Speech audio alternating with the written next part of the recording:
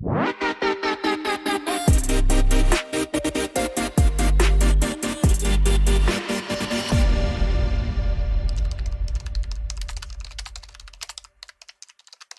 Scriptcase enthusiasts, and welcome back to Macro Day here on Scriptcase by Jamie. And today we're diving into the handy sc_time_diff macro. A very powerful macro for calculating the difference in hours, minutes and seconds between two datetime values.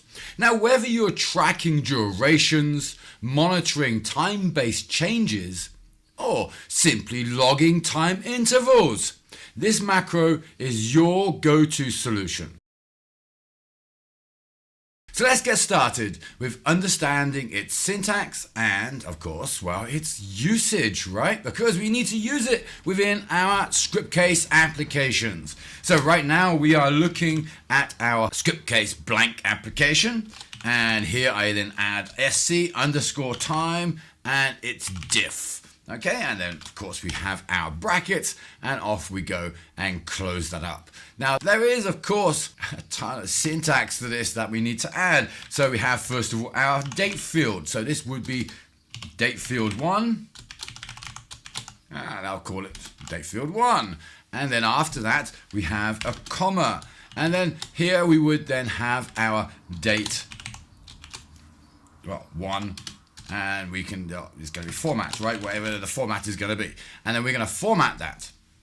Okay, and then we're going to comma again, and then we have our second field, which would then be the date. And that's of course correct there, the date. There's two A's there. That's no good, is it? And it's date field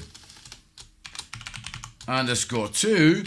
And again, we have there another comma and our hyphens in here. And again, we have then here our date _2 format. Okay, and just like that we then have our macro set up. Now each of these parameters we have here, well, each of them of course they have their individual explanation, and of course we have here our date field, and in Scriptcase the fields are always surrounded here with these curly brackets. Okay, so that's how we can always identify a field. Now we are of course in this case using a form, well, a blank. Okay, there's no form, there's no grid. We could use this in a form and a grid and many other applications, by the way. So in this case I would need to then basically set my date value. My date would then equal my date format, and of course we then have our second date, and let's then call that my second date, and then we can just replace these values in here too, and it would work then the same way.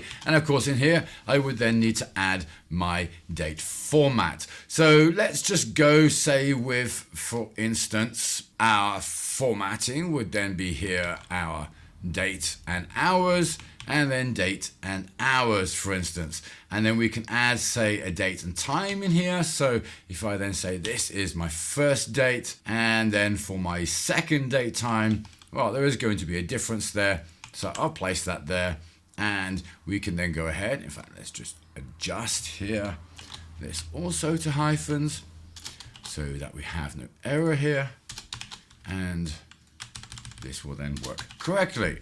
Okay, so now if I go ahead, and I could run this, and it's not going to display anything because I need to display, well, whatever it's going to be. So I'm going to then say, well, this is my new value, and that equals then the sc time diff, and then I will just echo here then my new value, just like that. Very simple and straightforward, and I can just go ahead and run that, and then we will have our date and time compared. The differences would be then displayed. And in this case, we have that indicated as an array. Okay, so with that means we need to access our details. So just echoing it like this does not really work. We need to echo that with an array value, because we have now the time separated, the hours, the minutes, and the seconds. So I'm not only going to echo the full value, but I'm in fact going to echo the hours, the minutes, and the seconds. So for instance, what I would do instead is I would then apply the differences to my difference here. So let's apply differences here instead of the new value, and that is then going to be applied here into our array and then into hours, minutes and seconds. And then we can just go ahead and echo that entire value out.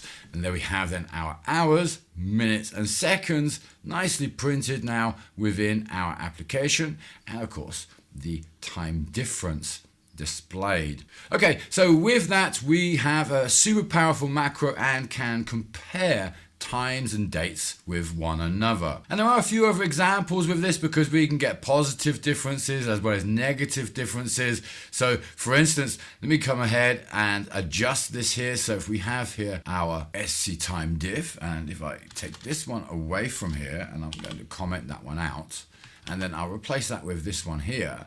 And we have a different time and date here. And of course we have our echo here, and we don't need this now because we are going to have a slight difference. So right now within our blank application, we have our hours, minutes and seconds displayed. And of course this is a positive difference. Okay, so plus and minus. And now if I adjust this here, so I'll comment that one out and replace that here with a negative time difference this time. So we have hours, minutes and seconds, and this time we have minus 86 hours and minus 10 seconds and minus 48 seconds. And of course we can focus that on the hours, on the minutes and on the seconds, whichever of those datas that we want to take and work with.